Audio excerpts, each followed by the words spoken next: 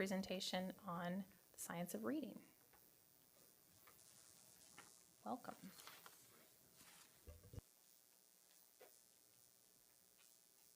Hello. I'm glad to be here today. Some of you are friends I've spoken with before, some are new, and so I'm glad to be able to share a little bit about the dyslexia initiatives we have going on in the state right now. And I also want to wish you a happy Valentine's Day.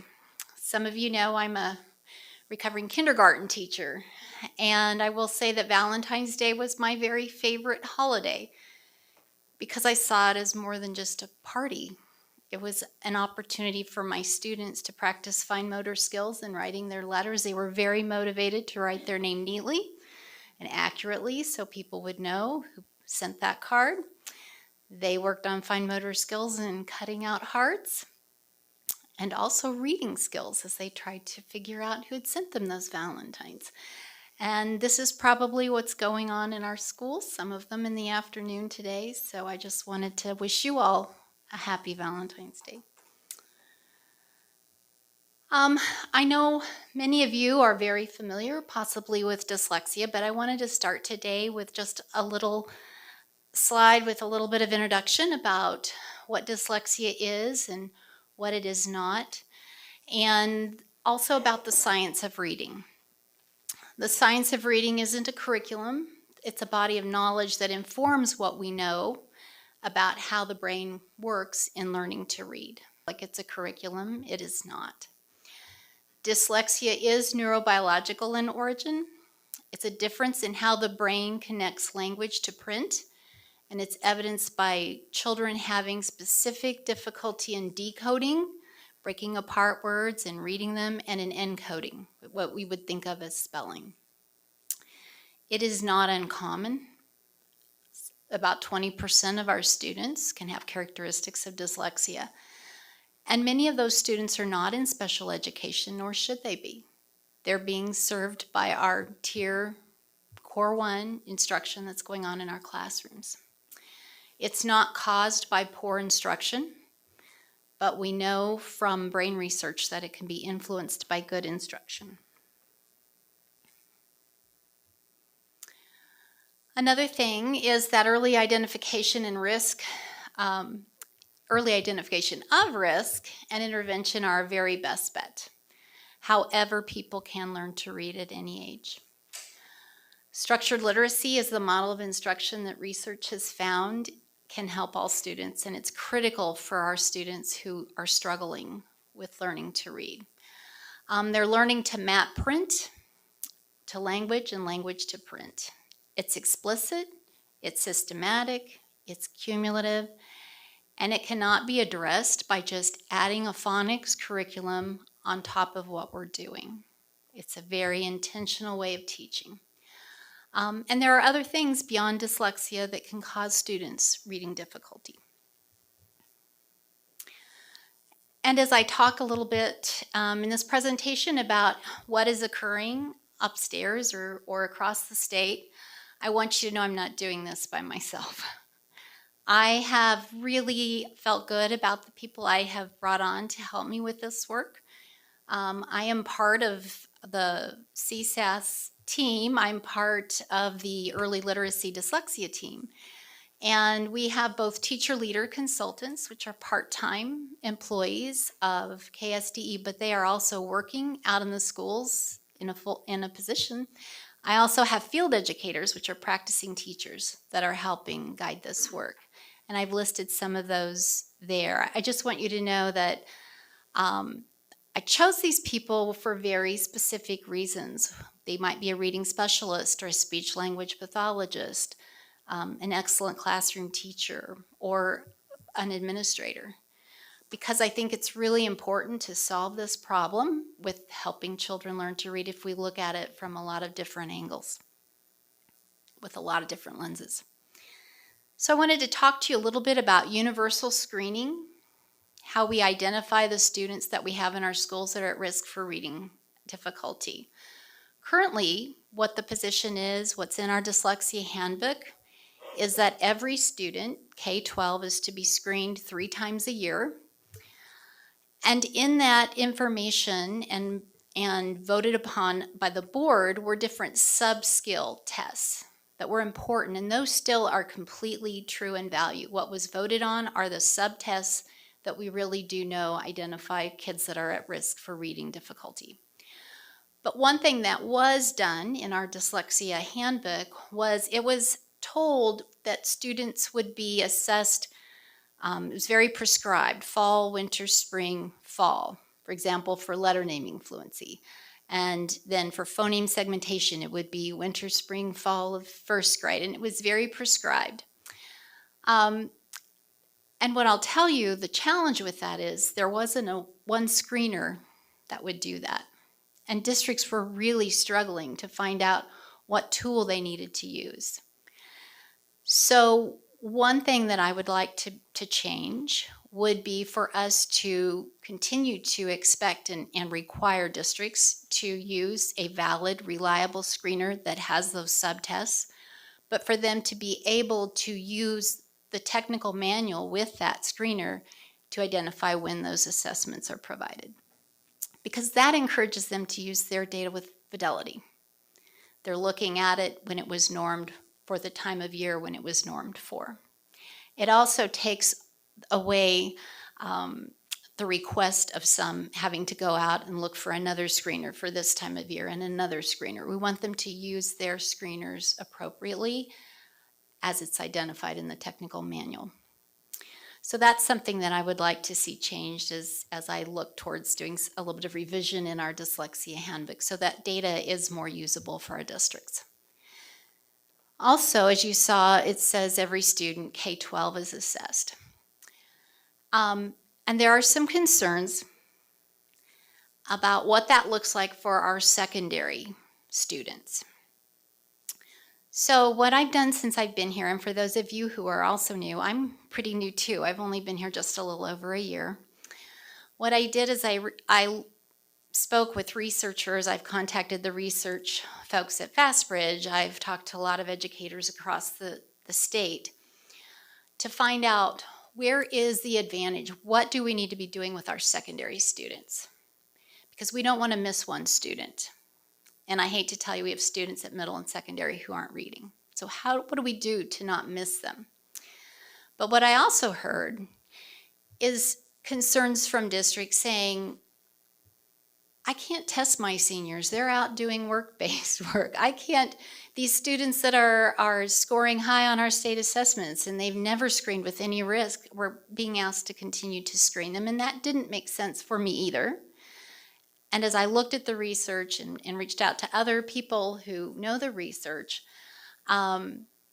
I would like to make some changes with that too. So it becomes really intentional about who we are identifying is at risk and how to work with them and put our resources towards that.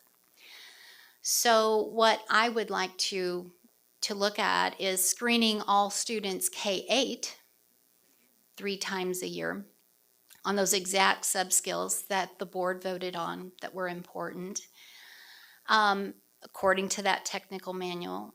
And then I would like to see that we screen all of our 9th graders in the fall and see how they're doing. And if they have met the 40th percentile, they don't screen at any risk, that we allow a district to then allow them to exit the screening process. For a student that would screen at risk, though, and sometimes you'll hear this, well, that wasn't their day. Oh, they just didn't try on that. That districts would be allowed through the pre-ACT to look at that score as well, because that's a timed reading assessment, and decide, do we really have a concern here, or was that just a bad day? So that would give a second opportunity for us to make sure we aren't missing any kids. And districts at that time of freshman year, if in a lot of those districts, they have data from kids from kindergarten on that they have not had any difficulty. So they would be able to exit that screening process. However, any student who did flag for risk at 9th grade, who was not able to find out that their pre-ACT scores exempted them, They would be provided additional diagnostics to find out exactly what the problem is, and they would then be placed in targeted intervention and continue to be screened and assessed through progress monitoring until they did show they were at benchmark. So those are some changes that I would like to see made. An opportunity to really provide intentional work. I then would I would recommend that we continue exactly how we have been in uploading to our kids' database those sub-scores that we know are important. Phoneme segmentation, we have the spring scores for our kindergarten students uploaded if they're at or below benchmark. Nonsense word reading for our first graders, and oral reading fluency for our second graders. And then I would like to add a comprehension assessment in 8th grade, that last check as we're screening those kids 3 times a year, and have that one last opportunity to make sure we have all of our students reading at benchmark, and if not, be ready to make those interventions. So that would be what I would suggest, looking at what I've noticed and done research on this year, talked to a lot of teachers. This information, I've run it by curriculum directors and those in our school, and I haven't heard anyone speaking negatively about this new idea that I'm bringing to you today. Another way we're approaching our assistance with dyslexia is through the training that occurs in our schools with our teachers. And right now there's 2 types of training. One is the initial 6 hours of dyslexia training that any new teacher must have. And then the other part of that training is for teachers who are practicing, they've been there a while, we require an annual training as identified by their district, knowing their needs and what they choose to do to meet the needs of their district. And those educators that are endorsed, and there's the list you can see of those endorsements, those are the ones who are provided this training. I would say that it might be on the, well, I guess it is on this slide. I would say that I would like to look at that 6 hours of required dyslexia training, because as I look at the slides, it needs to be updated. That was done at the beginning of COVID. It references some things that are now becoming outdated. And I also think it might be really important for us to look at a couple of different ways or tracks, if you will, or modules, because I think what information that administrators need to have is one set of information. I think what our practicing teachers need to be aware of is another.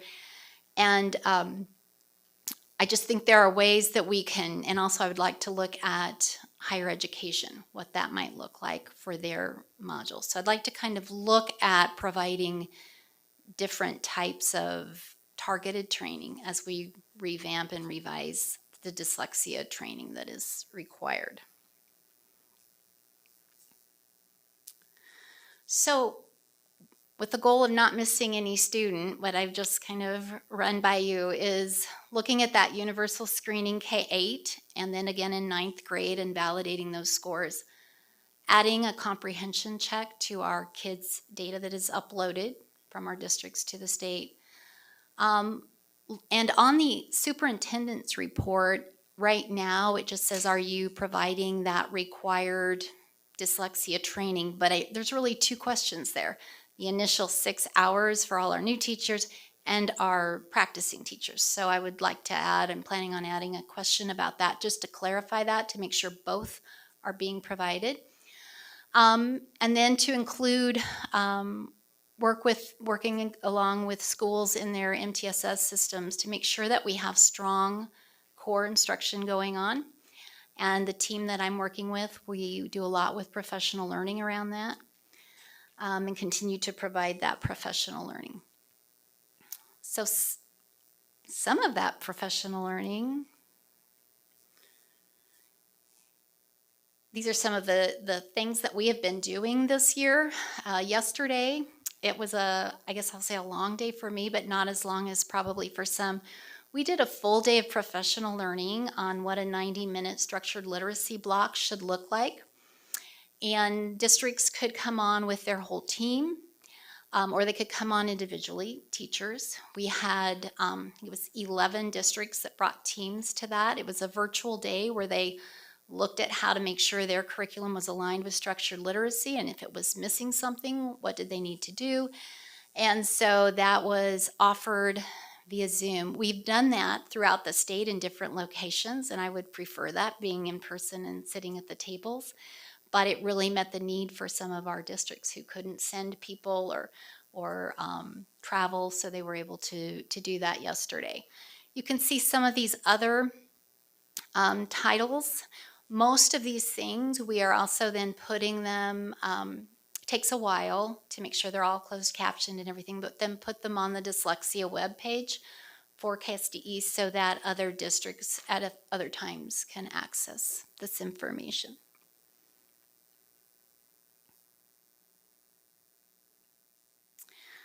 Part of what I'm doing is also working with higher education, and we have received all of the assurance forms from the educator preparation programs regarding how they're using the standards, the professional learning standards, to include the science of reading, making sure that's in their programs. So part of also what I do is when a school is going through, or a university is going through their program review, getting ready for their accreditation, then I come down here, usually in this room, and I look at what they are doing for them that they're using. I look at where in their classes and their coursework they're assessing these items that we're requiring.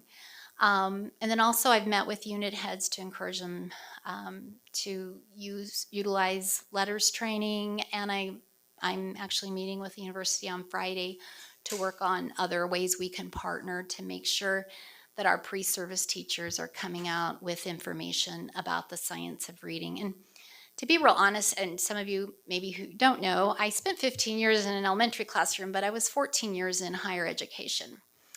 And what I learned through that, and the reason, and some of you heard me repeatedly say when Dr. Watson talked about a position that would take P through 16 plus and get everyone on the same page, that's why I'm here.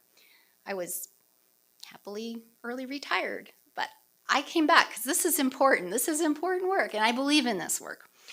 So, but one thing I learned as a classroom teacher, student interns would come to me, and yes, I thought, why don't they know all of this? They should know this.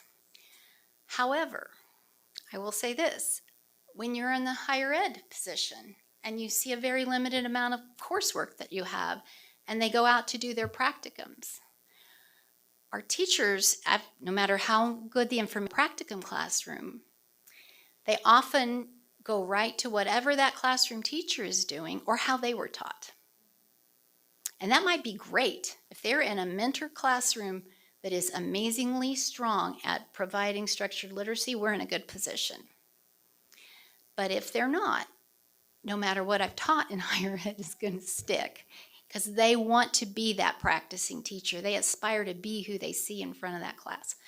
So it really does need to be a cohesive process to get everyone on the same page. And it isn't going to be easy. It's not going to be fast, but we're working on it. And I'm just going to share, to cut me off. I'm just going to share one little story. Well, I can go to the next slide before I do this. Maybe. Hold on to this thought. I'll be back. I'm going to talk about the Literacy Advisory Council. So when I was here the last time and we talked about continuing the work of the Dyslexia Task Force on, we talked about that rather than just looking at what the Dyslexia Task Force has done, to broaden that to a Literacy Advisory Council. So it would take what the dyslexia initiatives were, but expand it through all of our students, enhancing their literacy skills. So I've worked to do, and we talked about that, and you said yes, and I said okay. So we've done that. We've put it together, and the first meeting was held January 26th, and there was Dr. Proctor was there. It was held via Zoom. Teachers, parents, administrators, school specialists, organization representatives like from the Reading League. And what I did is all of your districts were included. There's people from Syracuse, Kansas, or all over. I tried to get people from large school districts, small districts, administrators that were in large buildings, small buildings. So we brought everyone together and talked to them, and I actually talked to them about the screening considerations that I would like that I brought, to discuss today. And I think that's the way to move things forward, is to get lots of people understanding what the issues are, so we understand where the pitfalls might be or where the problems are from a lot of different lenses. So I asked them, what do you feel is our greatest challenge for improving our literacy scores? What do you feel are the two most important things we can do to increase literacy achievement? And other things that they could offer for me. And I really got meaningful feedback. I've read it from 37 different participants. I'm just now starting to really analyze it. I will say that professional learning and making sure higher ed and our classroom teachers are on the same page, using great structured literacy, professional learning is really important. They spoke about letters training and the value of that. Kind of come to the surface. I'm still looking at that data. And the purpose of that is actually to lead my work, to help me with my work, to make sure it's meaningful for the field, and also to help answer any questions that you might have. So what I started with, this is why I was excited. At the end of that meeting, one of the professors from a small private college who prepares teachers asked if she could stay on and ask me a question. And I said, absolutely. So she stayed on, but there were other people that were curious, right? They wanted to know, especially those people that don't think higher ed maybe are doing all of the things. They wanted to know what this was about.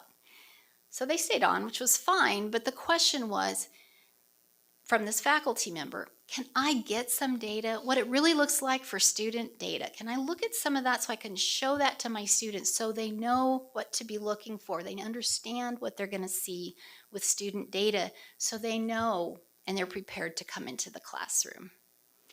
And how could we have a practicing teacher come and talk to my students at my institution to help bring them up to speed? So when they come in, they understand what FastBridge data should look like and what do we identify as needs based on the data. So I was just so encouraged by that, right? That opened up an opportunity for higher ed to partner with our practicing teachers, and we can sure take black markers and mark out names in anything identifying and let our pre-service teachers see this is what a report from one of our universal screeners would look like. This is what it would teach you and show you, but this is what then you would need to do. What are your next steps? So that was part of what came out of this conversation with the Literacy Advisory Council. The other looking forward piece is we are in the development of a pilot assessment that'll be optional for our second grade students. And this is being created. It'll be brief. It will be 2 kind of 30-minute sessions. It's a bridge assessment so that we look at all of this effort we're putting into our K2 structured literacy pieces and saying, is it working and is it preparing our students for that third grade assessment, and where are we? Where do we need to work right now? So it should be very informing for those teachers to see, yes, they have their skills, they're applying them to the reading and comprehension piece. Because right now, our students that sit for that third grade assessment, they've never seen anything at all like that. And we work on a lot of skills in K2 classrooms, and we want to make sure they can apply it as we move forward to the state assessments.